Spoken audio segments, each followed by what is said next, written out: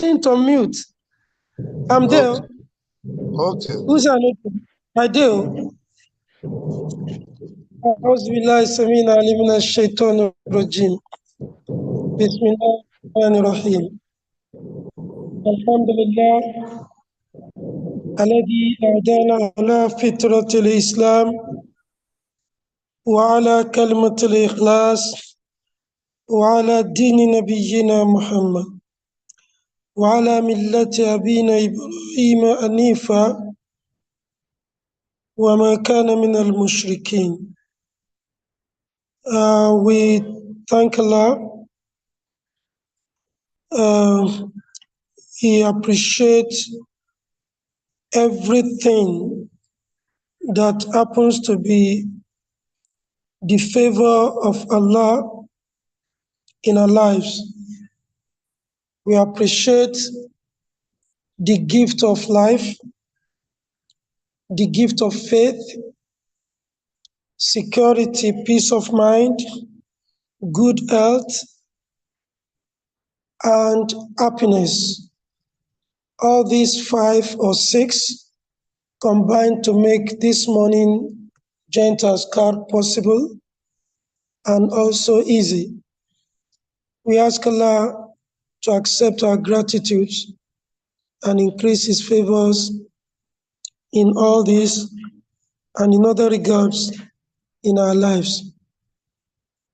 We are talking about stereotyping this morning, and we want to start by explaining what it is, what it is connected with. We are going to look at least 7 stereotypes in Muslim, not in Islam. There is no stereotype in Islam. The stereotypes that we have in Islam are 7, 2. But the 7 stereotypes of the enemies of Islam imposed on Muslims are not Islamic. They are just what the enemies have decided to impose on us. I wish somebody could make this recording available to me shortly after this program so that I may be able to edit, review, and enrich it. I urge you also to listen to me critically so that we may be able to enrich it. I will, inshallah ta'ala, not spend the whole time today. I'm just going to limit it to what can be easily understood. So, number 1, stereotype is a view. It can be a noun or a verb. If it is a verb, is to view or represent something as a stereotype. Stereotype is a means of representing something not exactly the way it is, but exactly the way we want to represent it. How does it connect with colonization? It is a cognitive process by the enemies of Islam. And this cognitive process dated back to shortly after the Prophet, sallallahu alaihi wasallam, to present the Muslims in a particular light that will contradict what the Muslims are supposed to be. One of it is Islamization. Um, Islamization is what we call a typecast or pigeonhole. A typecast or pigeonhole is when you force somebody to assume an image that does not belong to him. And then you make him behave in a particular way to represent what you want him to be. How did this happen? The Jews infiltrated Islam from the time of the Prophet ﷺ, and they did many things. We're going to look at three things that they did, which the Prophet probably knew, but which he did nothing about, because the implications of he doing anything about it will scatter the Muslim community. Number one, they presented the Prophet ﷺ as an impostor. Although this is not the original stereotype of the Jews, it was an advanced form of the stereotype of the kuffar in Mecca. So when the Prophet reached Medina, the stereotype became modified. The stereotype of the Prophet ﷺ in Mecca was in terms of about seven bad names. Seven bad names. Let's remember three or four of them. Ka'in, Majnun, Sahir, and he is a magician, is a madman, is a sorcerer, and so on. They called him a poet among seven names, but these four are very prominent. They are usually coming up, calling him, especially Majnun. Allah had to swear that Noon wal qalami wa ma yasturun ma anta bi ni'mati rabbika bi Majnun. Allah swears by Noon and Qalam, the pen, and what has been written.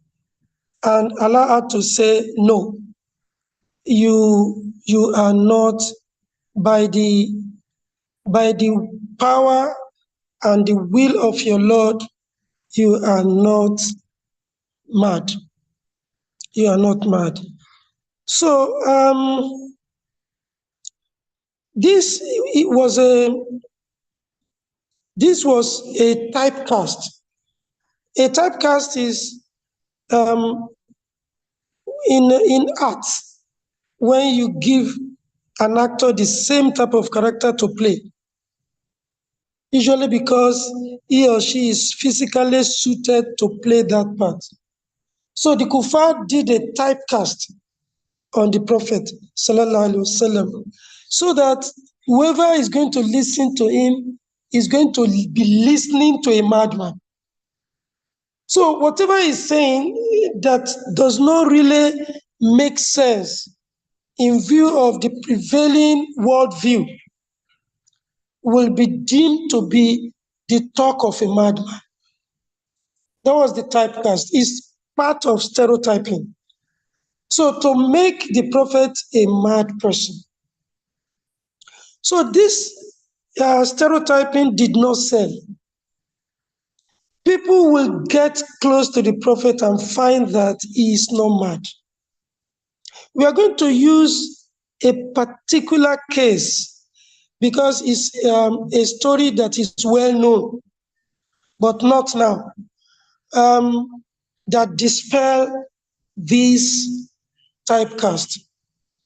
To repeat and to repeatedly typecast the Prophet as a madman, as Kain, as Majnun, as Sahir, and so on.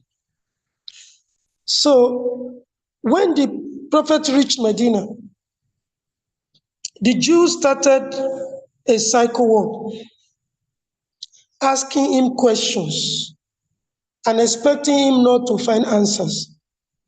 But Allah did two things. One, He provided answers like He provided answers to the kuffar in Makkah. The, the Prophet ﷺ was made to answer all questions. Even the ones that were delayed, like the ones in Surah Al-Kahf, the one in one in Surah Isra, 3 in Surah Al-Kahf. The one in Surah Isra is about Ruh. They asked the kuffar in Makkah to ask him about Ruh. And they were so sure that he won't have an answer. So Allah answered. Allah said, وَيَسَأَلُونَكَ عَنِ الرُّوحِ. They ask you about Ruh. قُلِ الرُّوحُ مِنْ أَمْرِ رَبِّي. Say, Ruh is from the command of my Lord. وَمَا أُوتِيتُم مِّنَ الْعِلْمِ إِلَّا قَلِيلًا. Allah knocks them out. Allah says, even you who are asking and those who sponsored the question, we did not give you knowledge except a little. So Allah knocked them out. He now said, ask about Ashab al-Kahf, ask about Zulqarnain, ask about Khidr. But the Prophet simply said, I don't have the answer now, come tomorrow. So when they came the following day, Allah had not answered. So they now say, you see yourself now. You don't know anything. You're just a madman. It is when your madness overtakes you that you say all those things. When the madness leaves you, you don't know anything. Allah now told him the answers. But he says, وَلَا تَقُولُوا لِشَيْءٍ إِنِّي فَاعِلٌ ذَلِكَ غَدًا إِلَّا أَن يَشَاءَ اللَّهُ وَاذْكُرْ رَبَّكَ إِذَا نَشِيتَ, and so on. I said, do not ever say, I will do this tomorrow, except by saying, Illa an yasha Allah. Except by saying, Inshallah. That was the method. That was how Allah taught him how to get out of such trouble. Then Allah told him the story of Ashab al-Kahf, He told him the story of Khidr, He told him the story of Zulqarnain. These were stories that were prevalent, that were assumed to have been known only by the Jews. So when he got to Medina, they looked at him, they watched him, they investigated him, and they found that he was not a madman. He was a prophet.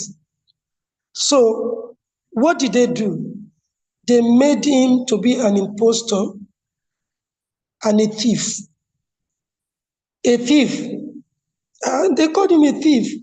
They stereotyped the prophet as a thief. So they argued that the people should not listen to him when he talks about probity in finances, that he had always been a thief.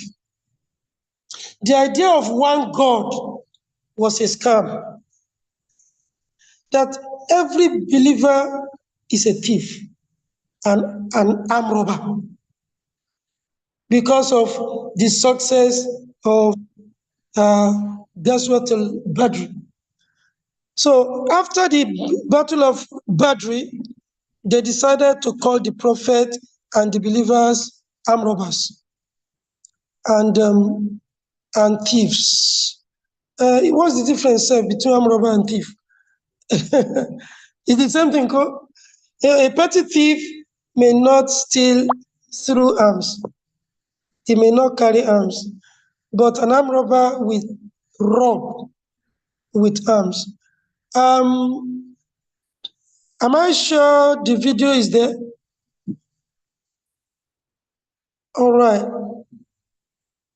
They said he merged 360 gods into one. Each god had affiliates. Each god and its affiliate has priests. So people will consult the priest for good or for bad. The weak will consult the priest and the idols for protection and for riches. They wanted to be rich. They thought the God could make them rich. They wanted to be protected from the powerful, rich. They thought the God could protect them. The rich also patronized the priest for protection and popularity, power, and authority over the poor. They now said we had 360 gods and their affiliates, and the resources of the people are shared by the priests, over 360 priests. We could see these gods. We could see the priests. Now you came and presented an invisible God who is just one. So all the monies that the people were sharing from the innocent worshippers will now come to only you. So you are a thief. So it was an economic perspective. It was to present the prophet as a thief who wanted to scam everybody. That this idea of one God is economic exploitation and tyranny. The Jews intellectualized Tawhid from the point of view of material economy, that he wants to merge all the gods so as to make all the money alone. Then, when jihad was instituted and the Battle of Badr had to be fought because of what the Kuffar did and the Muslims sparked, so they raided them. Ordinarily, the way they used to raid, then they prepared for war. So when they came, the Prophet ﷺ met them at Badr and they were engaged. They were surprised that 313 could defeat 1,500. They went back to the conspiracy theory of he being a magician, that he used magic to defeat them at Badr. So they started preparing for Hud. So they wanted to see how 313 will defeat 1,500 and defeat 3,000. So they doubled the number and they assisted the Kuffar, but they were not visible. So when the Battle of Uhud became win-win for the Muslims and loss for the Kuffar, they still thought that there was no enough strategy. You know, all the while, they took Ganimat. The Jews entered into the minds of the Muslims to make them argue about the Ganimat. That was what occasioned the revelation of Surah Al-Anfal. They were arguing. You know, material prosperity started coming through battle. And so the Jews were not comfortable. So these people will one day raid us and take our property. So they decided to take strategic steps to stop Islam. So they strategized and waged Khandak. Because of time, Khandak was a deadly battle. And the whole thing is about material, wealth. Then Allah ordered the prophet to deal with them. After Kandak, so Allah ordered the prophet to, to raid them, to invade them, and to lay a siege on them. And Allah sent them out of Medina. The Jews became seriously disappointed. They became frustrated. Then they, according to Allah subhanahu wa ta'ala, they aligned with Shaitan at that point. They took their matter to Shaitan. They decided that was the beginning of Satanism. They started worshipping Tawhut. Initially, they were taking their cases to Tawhut, but they had a means of interacting with Shaitan directly. Even non-Jews can interact with Shaitan. It is not difficult. After all, Shaitan of the Yorubas was Eshu. And there are at least 3 issues. And there are 7 issues. At least 3 issues. If they are different people. And there are 7 issues if they are names and actions of a particular devious person. He was Lalu, but he was also Eshu. Eshu is also Shogo. That's confusion, isn't it? This is an example of the confusion. Afẹ́ni Èṣù ó ṣe, afẹ́ni tí Ṣàngó pa, ló lè kọlu Èṣù, ló lè kọlu Ṣàngó, afẹ́ni tí Ṣàngó pa. So what's the difference between Èṣù and Ṣàngó? And Ṣàngó was a normal human being, a king who was doing magic. He used to spit fire, but he eventually committed suicide.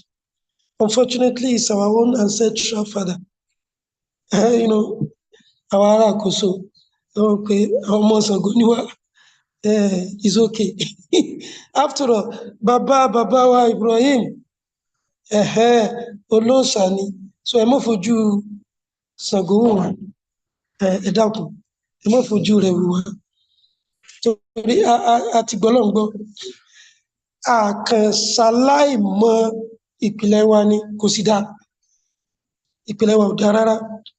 So Ṣàngó Eshu also became Ṣàngó. Any bad thing became attributed to Eshu. Because Ṣàngó became bad, so it became Eshu. Then Eshu was an ambivalent creature,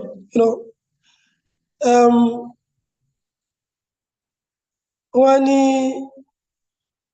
ọ̀bẹ lẹ́kún sunkún kẹ́rù ọ̀bẹ lẹ́kún, ẹlẹ́kún sunkún láàróyè ń ṣẹ̀jẹ̀. So Eshu is also láàróyè that can sympathize with his client so much that when the client cries and shed tears, he will shed blood. He will cry on behalf of his client and shed blood. He will take over the fight and fight on behalf of his client to death. So this is Eshu of the Yorubas. Now, how do these relate to colonization of the mind? The Malams may start by reciting the Quran, doing Adhkar, and doing dua for people. But when problems reach a head, wọ́n á tọ Èṣù lọ. Kó lè yá. And then magic is done by Malams. If you went to local Ileke and you saw this magic, you are not likely to believe that it is magic. because it is rendered with ayahs of the Quran. It is rendered with the names of Allah. But in addition with to khatim, some figures, sometimes they look like what is this third of arithmetics, mathematics? What is the third? Geometric signs. They sometimes look like geometric signs. And this geomancy, the value to letters are also involved. Then there are figures, there are images. So when you see this, you are confused. Is it the Quran that is working? Is this the dua? Is it really pure magic? Like today, is it science? Is it magic science? Is it pure magic? This is the stage we are now. Science has reached magic science. And they're saying there's a thin line between science and magic now. But the marriage of magic and science has become so problematic that even the scientists are not sure that they're not doing pure science. So this magic became science. The magic they learned, we don't have the time to read it from Surah Al-Baqarah. You know, these Jews in Medina, in reaction to the miracles that made them not only subject to the Prophet ﷺ, an illiterate person, but which made them to become fearful of him and the Muslims. This one led them to magic. You read that in Surah Al-Baqarah. So they went to learn magic from the shayateen, the magic that the shayateen attributed to Sulaiman, and the magic that they learned from Harut and Marut in Babylon. We have read that before. So I'm just reminding you how the stereotype started. Now, after all this, they raised two people to demand for zakat, to ask the Prophet to share the Islamic empire with them. You probably didn't know this. The Jews raised Tulay'a and Musallama. They raised these two people. And these two people demanded from the Prophet that whatever comes from Ghazwat should be shared between him and them. Unfortunately, in the time of the Prophet, many Muslims followed them. Muslims followed Tulay'a and Musallama. They were magicians. So the Jews raised these two men to rival the Prophet, hoping that the Prophet would fight them. And if the Prophet fought them, they had mobilized all the kuffar in Arabia, plus the Jews and their magic to finish Islam. But the Prophet did not fight them because he was a prophet. They were praying. So immediately after the Prophet died, they became powerful. They were asking for zakat from Abu Bakr. And they were saying they weren't going to pay zakat. That was what led to the first civil war.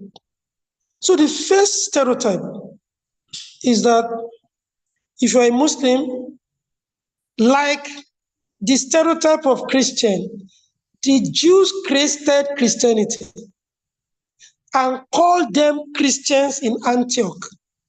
Why? Because Paul propounded the theory of turning the other cheek. That if they slap you, if they slap your right cheek, turn the left for them to slap again. He now said, whoever does this is a true Christian. Meaning, the image of a Christian is a stupid person. So the image of the Muslim started to be a mad person. It cannot be normal. A Muslim is stereotyped as an abnormal person. Everything about him is not normal. You will see a Muslim objecting to everything that everybody does. He does not want to be like everybody. He must be different. That was the first stereotype. That when you want to know a Muslim, he will be different. He will be abnormal. He will behave like a mad person. And that is why whenever a Muslim decides to get close to Islam, is the response of the people around him will be, wow, wow, you want to do your own differently? What is wrong in this? I don't want to give examples, but you can remember from your experience. The next one is that for the Muslim to be normal, he has to either belong to the group of magicians or bandits. You are either a magician or a bandit. And this is what develops up till today, and it's not likely to go. So they divided the Muslims into bandits and magicians. The magicians are the scholars, and that is the beginning of Sufism. And they were the people at the Sufa. When the fitan started, they withdrew, led by Abdullah ibn Abbas. They didn't want trouble, but they were praying, and they considered the karamat that they were performing as magic. So if you want to be a true Muslim, you have to choose between these two groups. The group of magicians. And this karamat became magic. Less than 100 years, the karamat of the Sufi became magic. And they infiltrated every group. The Sufi group now enjoyed it. They enjoyed the peace, the tranquility, and a little bit of prosperity. Because people will be confused, people will be frustrated, there will be trouble in town, they will seek them, and they will give them Adhkar, they will pray for them, they will have tranquility. They will do ruqya. I will say, it started that long. Thank you, Imam. So that was the beginning of ruqya. And what is the author and the source of ruqya? Jinns. There is no nakali that was not given to us by jinns. Allah has given us everything in the Quran. But when you have to use an ayah that doesn't have intellectual meaning of what you want to use it for, it is nakali from the jinns. Who are these jinns? You may not know. You may not know whether they are Muslims or munafiqun or kuffar. So we started having these stereotypes. From that moment till today, you're either a peace-loving, highly spiritual Muslim, or a war-mongering, highly violent bandit. So banditry started from Usman time. So the Abdullah ibn Abbas of this world were gently paddling the boat of Islam, whatever remained of Islam. They didn't want it to fall. The other group wanted the radicalism of Umar to be maintained. The Sufi group wanted the spiritual life of Usman to be maintained. This spiritualism, fasting Mondays, and he was fasting the day they killed him. Fasting, reading the Quran, doing Adhkar, being peaceful, and becoming prosperous. You know, they wanted that to be maintained. The Jews will not want it. So they infiltrated the ranks of the Muslims for the second time. And they rallied the Persian Muslims, who also rallied others. They were intellectually sharp up to today. Intellectually, politically, and militarily, they were superior to the Muslims. So they came behind Ali. Immediately they killed Ali. They became Shi'ani Ali, friends of Ali. The party, Shia means party, the party of Ali. They became party of Ali. And they introduced the first heresy, that of Ali being like Harun to Musa. Ali was wazir. Ali was to be imposed on the Muslims as the wazir of Muhammad sallallahu alaihi wasallam. So some extreme group of them also decided to even go to absurdity level, that the messenger of Allah alayhi salatu wasalam, Jibril, made mistake, that the message was meant for Ali, and he mistakenly gave it to Muhammad sallallahu alaihi wasallam. Because Ali it was who never had anything to do with kufr. He was a pure person. But the Prophet married Khadija, who was a Christian, and he interacted with the kufr world. So he was not as pure as Ali. So the first heresy entered into Islam. So you began to be typified. If you are Shia, you belong to the part, half of you belongs to the spiritual group because of their mysticism. They also have a lot of nokali and do a lot of magic. So you are a magician as a Shia. You are also a bandit as a Shia. You know, but the bandits continue because they believe that Islam is purely jihad. Islam is military. So they have peculiar appearance.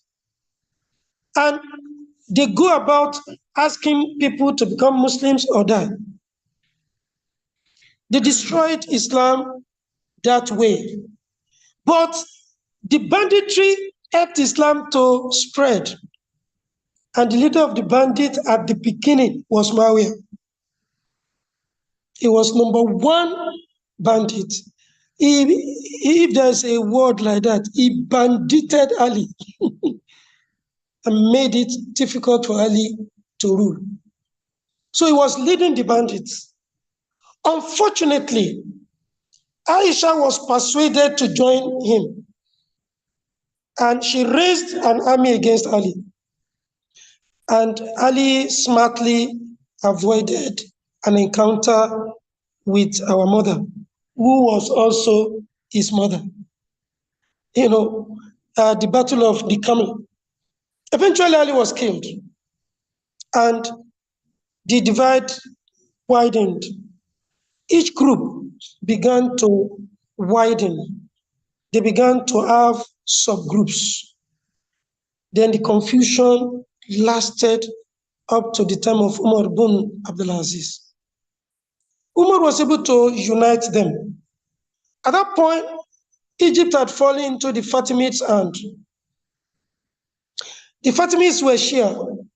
So the Islamic Empire was sharply divided. There were bandits still practicing Islam and spreading Islam and conquering state, but they will not do anything spiritual. They will just conquer and start enjoying. There will be plenty of intellectualism. There will be plenty of social engagement. Society will be peaceful. There will be justice, but there will be no specific moralities typifying the Muslims. So when Europe interacted with them in Spain, they took only the intellectual, military, and political legacy. They took only that. They were not interested in the religion because the religion did not feature. What featured was high intellectual acumen, very skilled political sagacity, and social order. They had military power. Nobody could conquer them. So the British learned this from them, and the Renaissance started. So you can't really blame the Europeans. Who to blame is the Jews who started it in the first instance.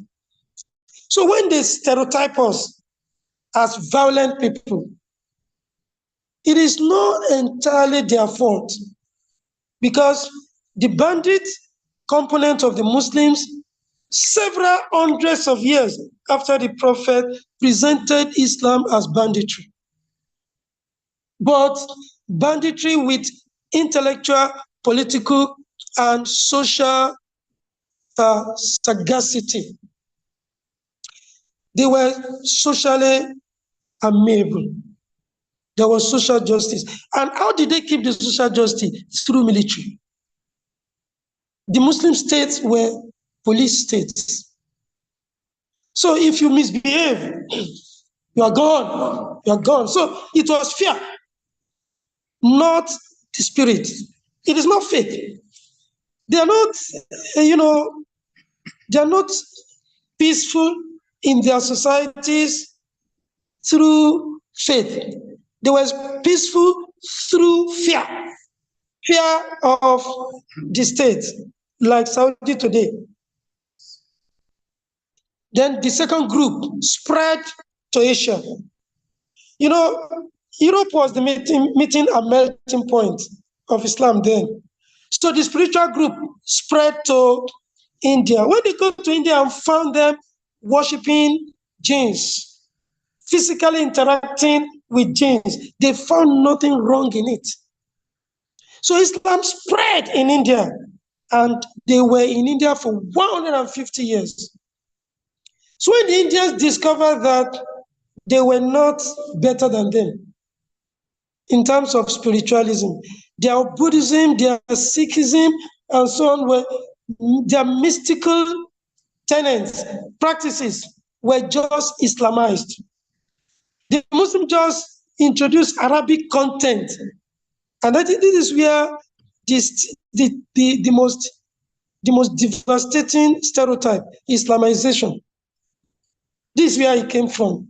That the Muslims introduced Arabic into Kufr in India. So when the Indians discovered that they dealt with them. They rebelled. And then the rebellion was getting to a peak when Bangladesh came out, Pakistan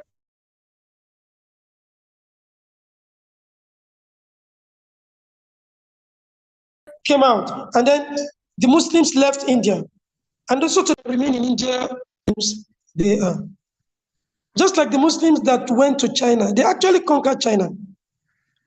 But it didn't take long before the Chinese discovered that, okay, it is just the Arab version of Buddhism. So they dealt with them, and they reduced them to third-class citizens till today. So this is the trouble that generated the stereotypes. So let me now summarize the 7 stereotypes that Islam recognizes. and the 7 stereotypes that the Jews imposed on the Muslims. Allah stereotypes the mu'min. The mu'min is to upgrade through righteousness to muttaqi. You upgrade from a mu'min to a muttaqi. If you are just a mu'min, you'll be struggling to be morally upright, to pray well, to pray on time, to avoid zina, to avoid this thing, lagu, to keep promises, not to betray trust. And what's the 7th one? Surah Al-Mu'minun. You find the stereotype of the mu'min there. Then the muttaqi is stereotyped in Ayah 177 of Surah Al-Baqarah to spend money. Ayah 133 to 135 of Surah Al-Imran. Those who spend money fi sarra'i wa durra'i wal kasimin al-ghayz wal 'afina 'anil nas wallahu yuhibbul muhsinin. Those who do good, in short. Those who spend when it is easy and difficult, they swallow their anger, they pardon mankind, and Allah loves those who do good. However, they are not angels. When they commit fahisha or zulm, dhakarullah. They remember Allah and do istighfar. وَمَنْ يَكْفِرُ الذُّنُوبَ إِلَّا اللَّهُ. Who forgives better than Allah? However, وَلَمْ يُسِرُّوا إِلَى مَا فَعَلُوا وَهُمْ يَعْلَمُونَ. They do not go back to their sin knowingly. Number 3 is the muhsin or the muslih. The mu'minun are muttaqun, muhsinun, muslihun. This is the positive stereotype. But among the Muslimun, the mu'minun are the munafiqun. The munafiqun are the hypocrites. They profess Islam. Now, Allah knocks them out with 4 things. 1, their appearance. They concentrate on appearance. They look like you so that you won't be able to have problem with them. 2, they talk like you. La ilaha illallah. 3, they do the shahada like you. Number 4, they pray. They pray. But Allah says, فَوَيْلٌ لِلْمُصَلِّينَ. Woe betide the praying ones. الَّذِينَ هُمْ عَنْ صَلَاتِهِمْ سَاهُونَ الَّذِينَ هُمْ يُرَاءُونَ وَيَمْنَعُونَ الْمَاعُونَ. Whereas the prayer of the mu'min, we tana an al-fashai wal munkar.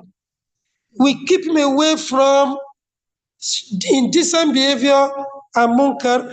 The prayer of the munafiq and the displeasure of Allah. Why? Because and is changing. So Allah now describes the munafiq, which is the 4th one now. He describes the munafiq as fasik and described the kafir as zalim. The kafir is zalim and is also mujrimun. They are also mujrimun. Allah described the kafir as mujrim, criminal. Meaning that faith is the main issue. Faith drives righteousness, goodness, the fear of Allah, and healthy living. Kufru in the munafiq drives fisk, rebellion, treachery, and any other evil. Kufru drives lies, zina, stealing, and any other crime. So a kafir is a criminal. This is the Islamic stereotype. This is what we read in the Quran. Now, what are the 7 stereotypes that the Jews imposed on us? Number 1, you are either a good Muslim by being extremely spiritual. So there are many features of this stereotype. I will mention the one that makes me angry most. Commitment to poverty. Commitment to poverty. They present a pious man as a poor man. And they make the rich Muslim feel guilty for being rich. And they fabricate hadith to say poverty is the pride of the Prophet. He loves the poor. He wants to die poor and be raised poor. And they say evidence is when he died, he was already owing. So a Muslim doesn't want to work hard in order not to be taken out of the circle of poverty, not to lose his piety. But this is not true. Let's look at 2 grounds out of 7 that I know. Only 2 grounds.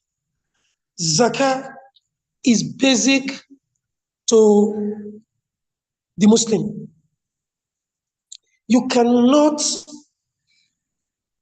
be successful without zakah. Let's go to 2 places in the Quran. Only 2 places. Qad afla al-mu'minun.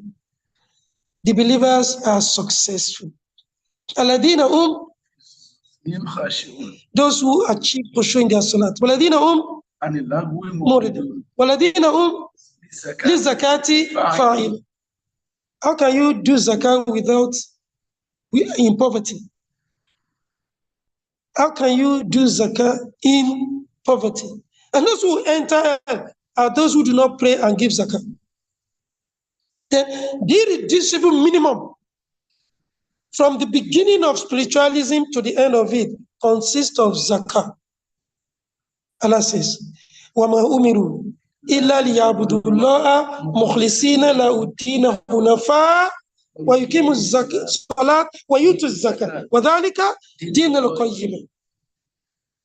They were not commanded to do but 3 things.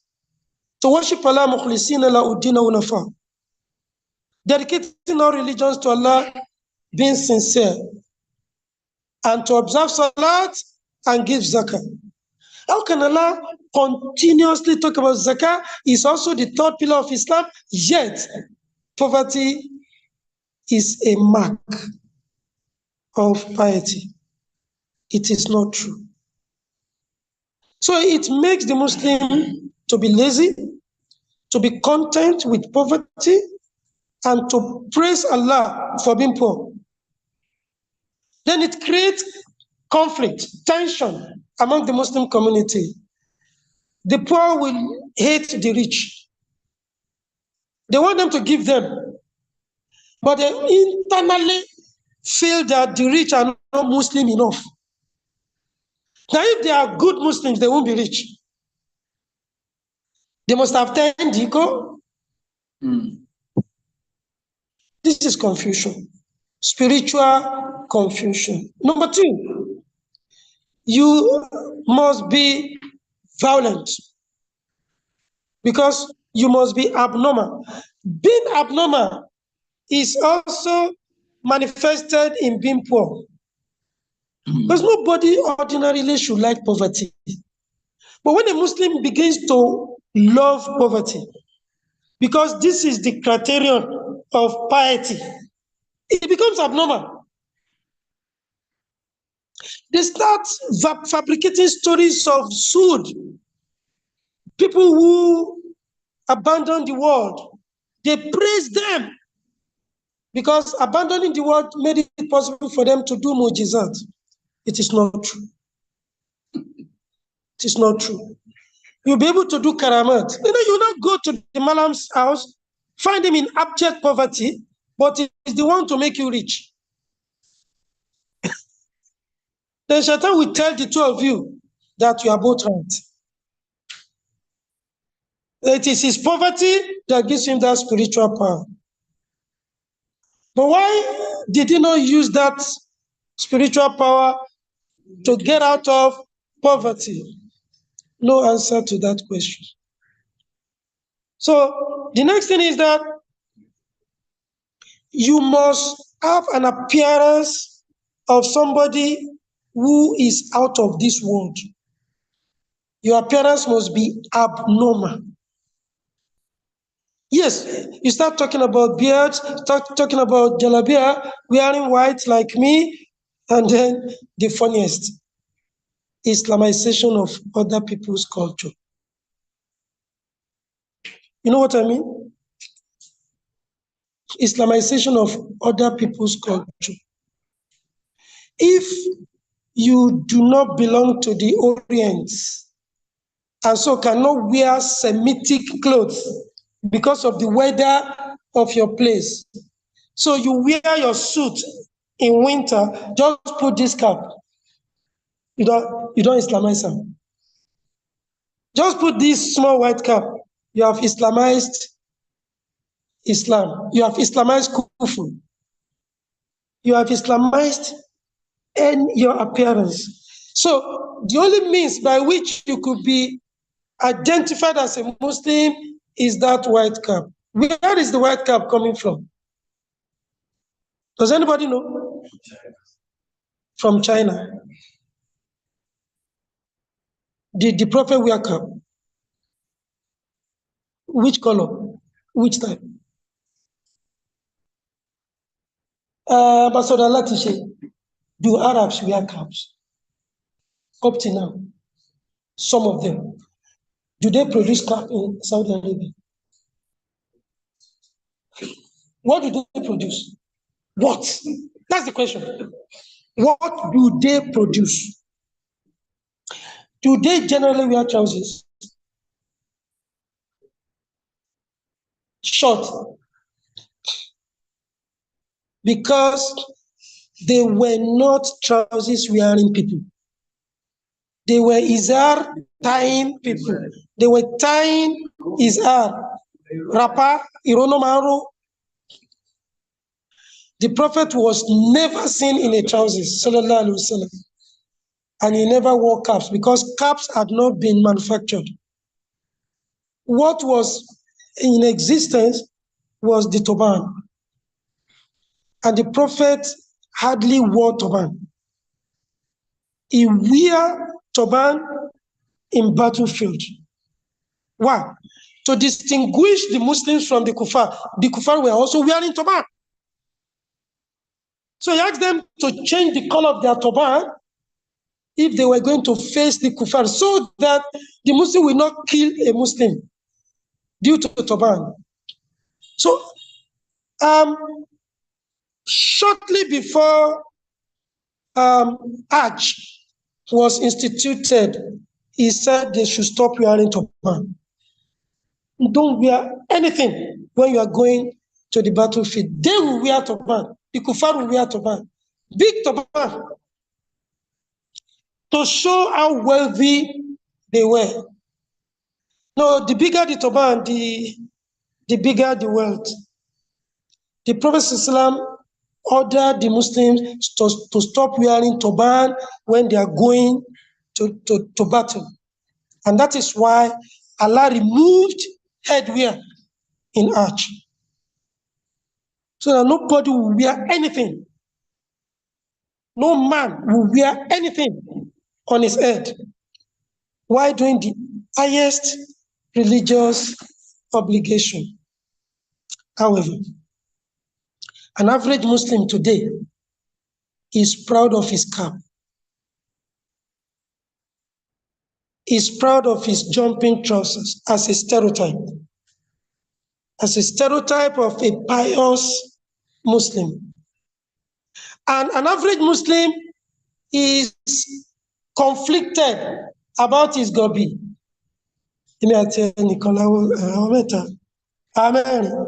Nínú gbogbo yín àwọn mẹ́rin péré láàní problem láti wọṣọ ilẹ̀ wa.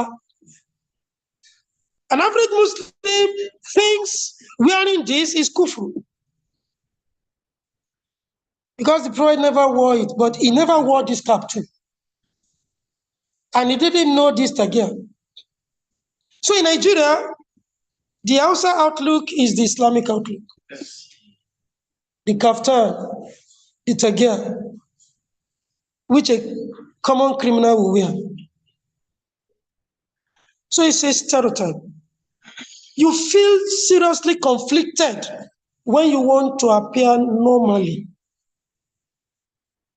And you feel seriously troubled by struggling to Islamize what you consider as kufr.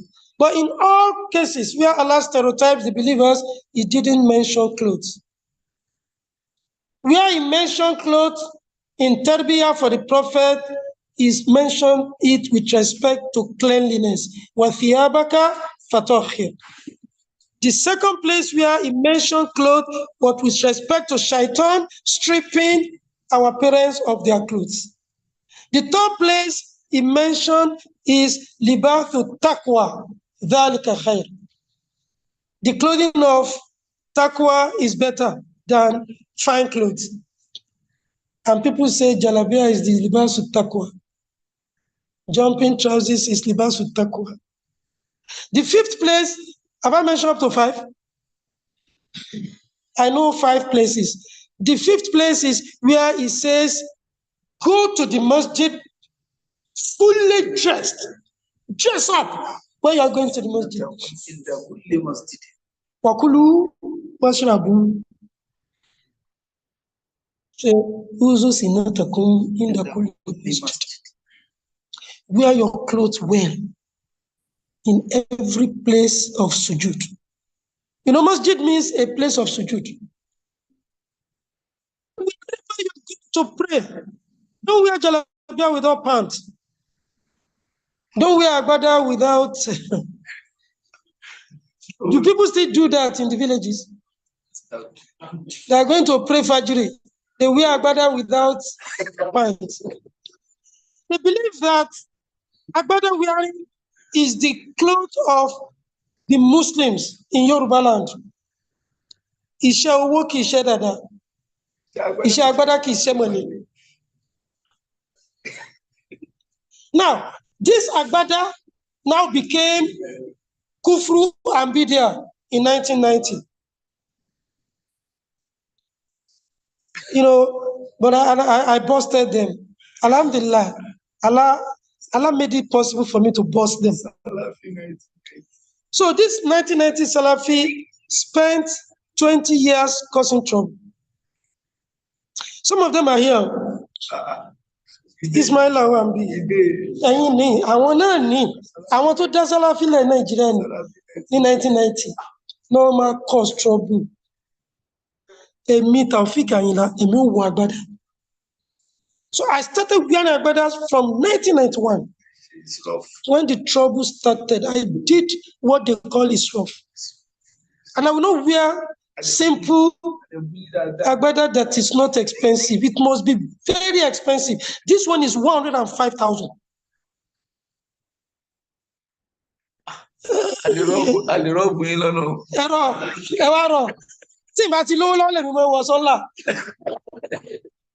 At least to make myself happy. In low way when you general companion lana, anything about companion lana in Ereko Wabi Lane. I was in Suabada Abadanla, but I just come booming, but most I must also tell a Taufik me, most so tell what is Shele? Undo Shele at Titino, but what is Shele? Ele Loa Fishe model. In the afford. But you know me do see any like me. You know, it became a rough to wear agbada. So the Yoruba who colonized us made agbada wearing the only means of showcasing your Islam. So the Muslims were entering into debt, struggling to wear agbada. My father was one of them. He must wear agbada. And he was poor, but he must wear agbada. Whenever he had to wear anything less than agbada, he won't come out. he will be ashamed that he was not wearing complete. That's another extreme. So how did they Islamize the Yoruba Agbada? By wearing turban. The Malam will now wear turban on top of their Agbada, so you have Islamized it. So Islamization of physical appearance. So when you Islamize your physical appearance, it gives you two problems. You are stereotyped, and then you are full of yourself. You become complacent that you are now a good Muslim. Your trousers are jumping, you are wearing white, you are wearing cap, this cap, or this one. And yeah, you are a good Muslim. And you don't care whether your behavior is that of Firaun. You only care whether your look is that of a mu'min. Number what? Number 4 remain. Now, I'm talking about stereotypes. Now, let's look at these stereotypes in certain groups. You can see these stereotypes, especially appearance, interacting with the following 7 deadly groups. 7 deadly Muslim stereotypes. Where do we begin from? Let's begin from the oldest of them, the Shia. The Shia has a peculiar appearance. He will try to wear turban, black turban. He will sport fine beards. He will appear intelligent. He will appear gentle. But when you want to pray, he will create tension. He will not pray behind you, because you are not qualified to lead him in prayer. When it comes to morality, he can marry for 24 hours. He can marry a wife today, divorce him tomorrow. That is muta, temporary marriage. When you ask, he will justify it. Rather than commit zina as a student, he has a temporary wife. And women love them. Cheap promiscuity, spiritualized promiscuity, Islamized olosho.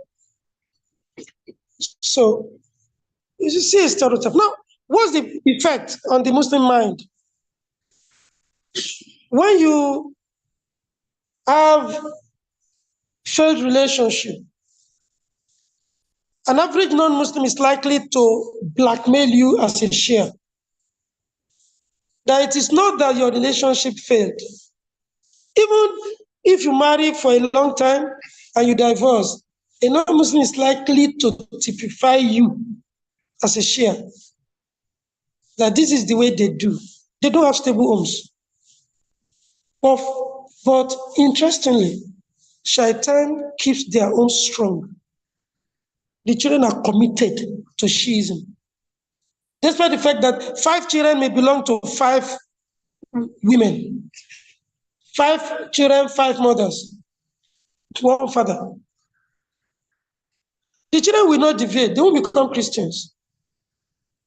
They will be addicted and committed to that Shiism because they're waiting, the males are waiting for when they will grow up and enjoy life. The girls are growing up to enjoy sex by marrying temporarily. 1 week, 2 years, throughout the duration of their course in the university. And there could be agreement, no child, so you can abort. This is a banana peel that can make you fall. How do you navigate life and not be a Shia? Very difficult. the most dangerous of it is your intellectual capacity that will be used to nail you as a Shia. When you interrogate spurious hadith, they will say it's a Shia. So how do you avoid being a Shia? Be careful. Just be careful. At the other extreme of Shiism is Ikhwanism. Ikhwanism. Ikhwanism could easily make you a munafiq. The Ikhwan does not criticize other groups. They take the best from all the groups. They are intellectually sound. They may be morally upright. But they have obsession with politics and power. Wherever they are, they throw Islam away. They are targeting leadership.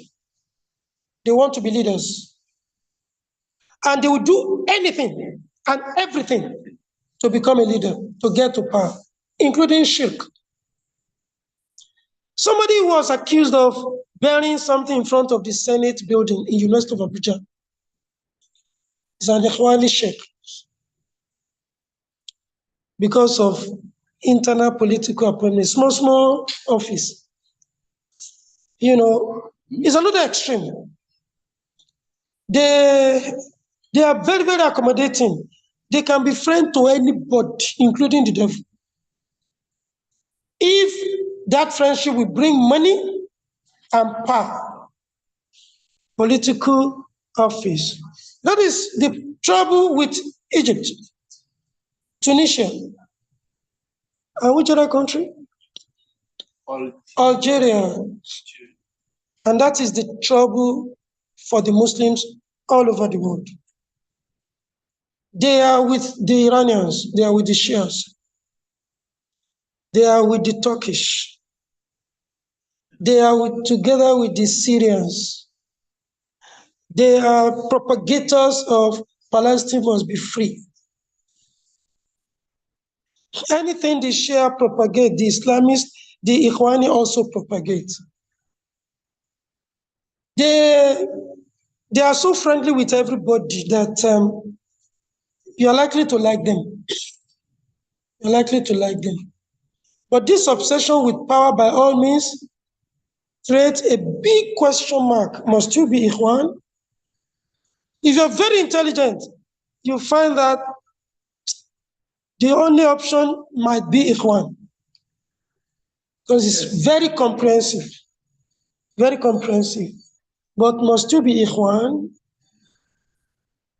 Allow Ikhwan to come into your organization, they will organize it for you. If it is business, they will look for experts to make your business boom. But give them in their own, do your own business, they will crash it. But let them infiltrate other organizations, they will help them. They want them to boom. They can make any criminal that is rich a big sheikh in the organization. That is the trouble of the Muslims all over the world. So you are colonized. Your mind will always go to the Shia when it comes to world politics. Who can stop the world rascals? Only the Shia. Who will speak up? Who will dare US? Only the Shia. Then who will provide intellectual backup for everything? The Ikhwan. Islamic Bank. Islamic this. Islamic finance. Islamic party. Islamic insurance. Anything, they must provide Islamic counterpart. One day, I hope they will not provide Islamic kufi and Islamic shirk. Just to make Islam acceptable by all. Then we have the borderline groups. at the extreme of this borderline, this is a confused group. All others are confused. These two groups are not confused. The Shia are not confused. They will never leave Shiism. The Ikhwan will never do any other thing except Ikhwan. But there are two other extremes making four. The Salafi, the Tabligh. The Salafi on the left, the Tabligh on the right. The Salafi condemns everybody. Everybody is wrong except them. But put them on fire, intellectual fire, they burn. They burn to guguru wa ma yogbeni ma jono wa jono rauni. So if they know you to be intellectually sound, they avoid you. So I influenced them. So I kept wearing for 1 month in Ramadan, last Ramadan, I was wearing very, very expensive clothes. I was featuring every day, and I was wearing this kind of cap. One of their most resourceful, he has a PhD or so, started wearing this kind of cap to show that this is not Bidia and it is not kuf. I just laughed. Just to tell them that no. I'm a professor. They think I'm a professor of Islamic studies. And the fact that I was not wearing this tagir and I live in the north make them very curious. So they challenge themselves to stop talking about these caps, to stop regarding this cap as Islamic. There is nothing Islamic about cap, nothing. Cap does not indicate your Islam. Your clothes does not indicate your faith. If it does, Allah will not knock the munafiqun with their appearance. When you see them, their appearance will please you. So we have this Salafi group, verbally violent, morally bankrupt, seriously bankrupt. So when you start appearing like them and you start talking Sunnah, people who know them will say, ara wọn ni o, ẹ mọ́ fún lọ́mọ o, yóò bá yọ ọmọ jẹ́ ni o, ẹ mọ́ bá dùn pọ̀ yóò sọ yín sókè ni o, wọ́n lóòótọ́ kan ẹyọ báyìí. No. What is wrong with Salafi? You cannot be a Muslim without being a Salafi anyway. It is only Shia that you must not be. But innamal mu'minuna ikhwatun. Believers you are all ikhwan. You're supposed to be Salafi because you cannot practice Islam without an understanding of the Quran. And for the reasons of the language being their language, for the reason of the Quran being revealed mostly about them, and for the fact that they know the ahkam of the Quran, sababul nuzul, terminologies of the Quran, wa ma adraika, what? It is they who know. So you must refer to the Salafs. So who are you not to be a Salafi? But when you begin to display the Salafi tendencies, you are destroying Islam. When you allow yourself to be oppressed by the noise, hey, you Salafi, it's just self-oppression, mental slavery. Remove it from your head. Remove this nonsense from your head. You don't have to be Salafi. You are Salafi. It's like a Christian claiming to be born again. Being born again is the condition to become a Christian. So how can a Muslim who must follow the Salaf now claim he's Salafi Muslim? What is Salafi Muslim? Àṣejù ni. Àṣejù orun orí kẹ̀kẹ́ ni. Tàbí ní kẹ̀kẹ́ tó tò ń lé epo.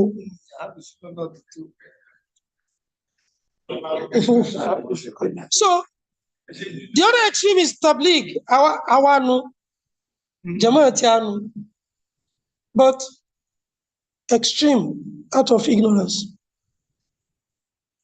extreme spiritualism out of ignorance. But then, did Allah not instruct the Prophet 5 times to do tabligh? Yes! Baligh ma unzila ilayka min rabbik. And if you don't, you wouldn't have balagta risalata. In one ayah, tabligh twice. So, what is it? You have to do tabligh. You have to proclaim the message. Teach with your appearance, with your attitude, not necessarily with your mouth. You have to do tabligh. But when you now say tabligh or nothing, that is the extreme. In the Southwest now, before Salafi, whoever tries to do a little more, they call him tabligh. They call him tabligh. Izala. And so on. Tokeniye, Okenizala, Kosizala ni South, Koti Debe. Owa Koike Joko, Kwera Joko. Even the Salafi people are called tabligh by many people because irisi wọn ò yàtọ̀. Súnà tó ń ṣe ò yàtọ̀. The only difference is tabligh will not talk about bidah. They don't criticize. They are the counterparts of Ikhwan.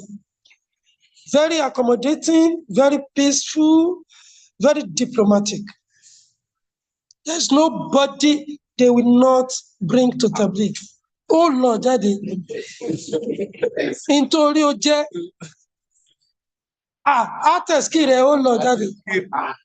Ó lè lọ́kọ́ mọ́ wà mọ́ o. Tó wá bá tẹ̀ ọ́, ó lọ, ó tẹ̀lé a lọ. Èmi náà lọ December 1979. Láti sẹ́yìn la káàkiri Òtù, Òkè, Ìlá, Ìlérò. Nítorí àmọ́ gbogbo àdúgbò yẹn nìyẹn. May Allah give us the understanding. So you are stereotyped.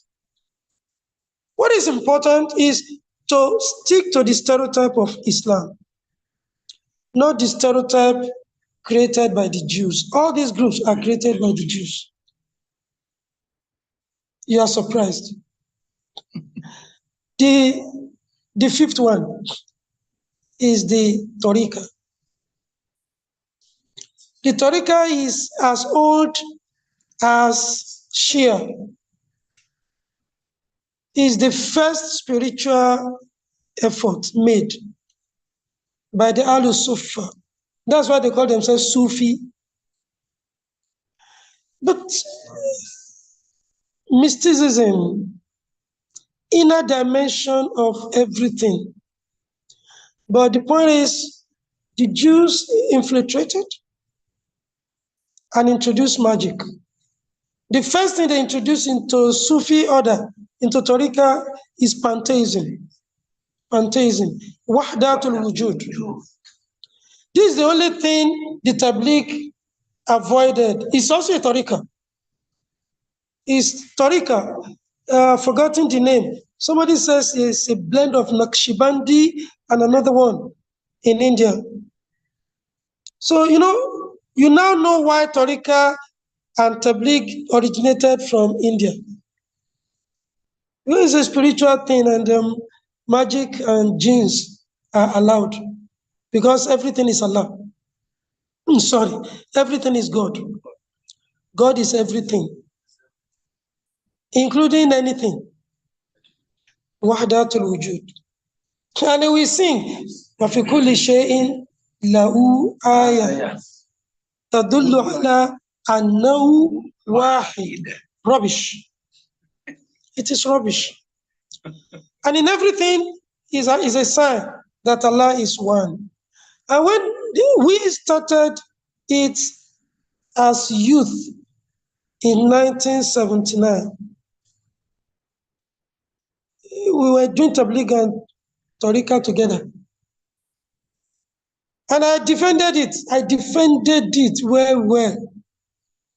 But some years after, when I pulled out, and they sent a powerful delegation to me, I said, what exactly is the point? He said, are you saying there was anything before Allah? I said, no, there was nothing before Allah. So if there was anything after Allah, where did it come from? I said, from Allah. And I said, so what are you saying? So I'm saying that my fingernails are part of me. Are they me? I can cut them off. They will not give me any pain. Whatever affects my fingernails that I've cut from my body does not affect me. Does it? One of them, Ibrahim, opened his mouth like this, throughout.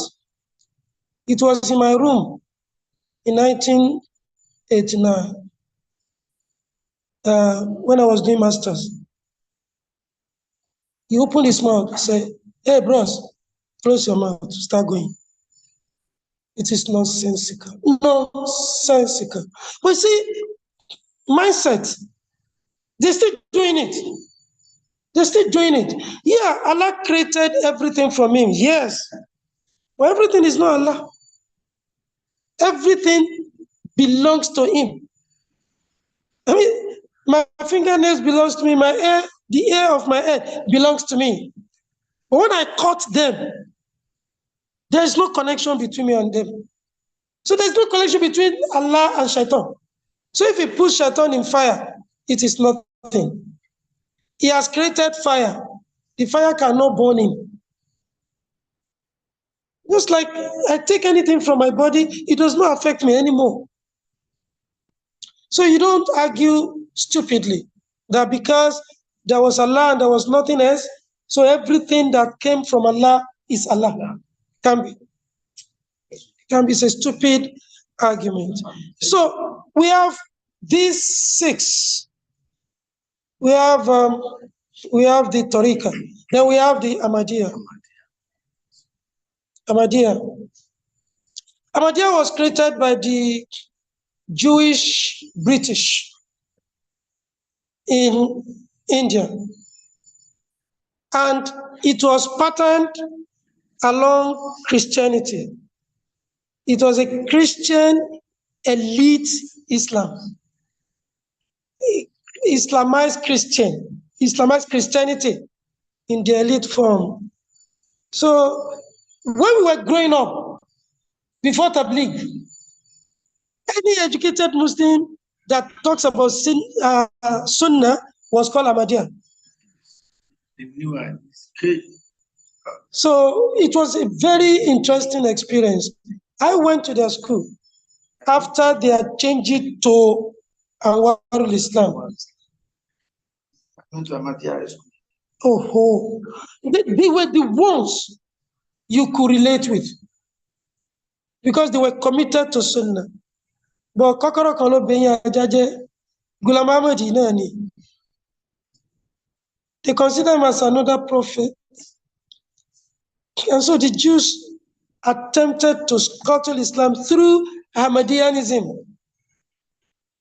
Qadianism is different from Ahmadiyya Muslim Jama, it's different from Ahmadiyya Muslim movement, it's different from Ahmadiyya Muslim mission. There are three. Just like the Salafi are seven. It's only Tabligh that has not. They attempted to break Tabligh in Nigeria. They failed. But they have infiltrated them. All sorts of un-Islamic ideas are there in Tabligh. So we now have the violent groups, unfortunately.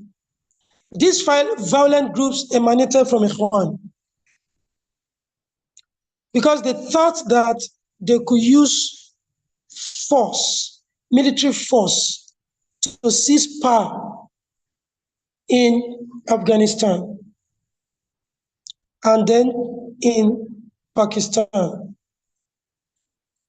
So they floated Al-Qaeda. They allowed the CIA to help them.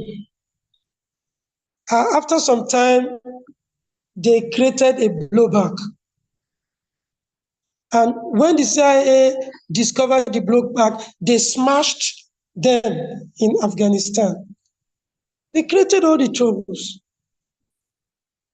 So Al-Qaeda is a branch of Ikhwan, the military wing of Ikhwan, that will cooperate with any kuffar for the sake of getting to power. They call them Ikhwan on ground. So the Ahlul Sunnah, the Wahhabis that became Salafi were not formally the spiritual wing of Ikhwan. So they abandoned them and they went away. The military wing, after the botched Arab-Israeli war in Egypt, became Al-Qaeda. And when it was folded up, they transformed and reincarnated as ISIS. Their local content are Boko Haram and the rest of the funny bandits. So you can see the banditry subsisting till today. And you can see the spiritual groups subsisting from today. Bandits in all those groups. Spiritual in all those groups. So this is how far I should go. I didn't even know that time has gone. They didn't even warn me. They didn't want to stop. Yeah. MashaAllah. Akulu qawli hadha wa astaghfirullah li wa lakum. Okay, Deobandi. Qasim Adnan Shah, thank you for telling us the Sufi group that the Tabligh belongs is Deobandi, not Naqshbandi. Deobandi, Jazakallah khair. So, coordinator, I'm done. Sir. If there is need to have the part, you do it. Alhamdulillah, Amin. We give thanks to Almighty Allah subhanahu wa ta'ala for assisting our Imam to deliver this thought-provoking lecture. May Allah accept as an act of ibadah.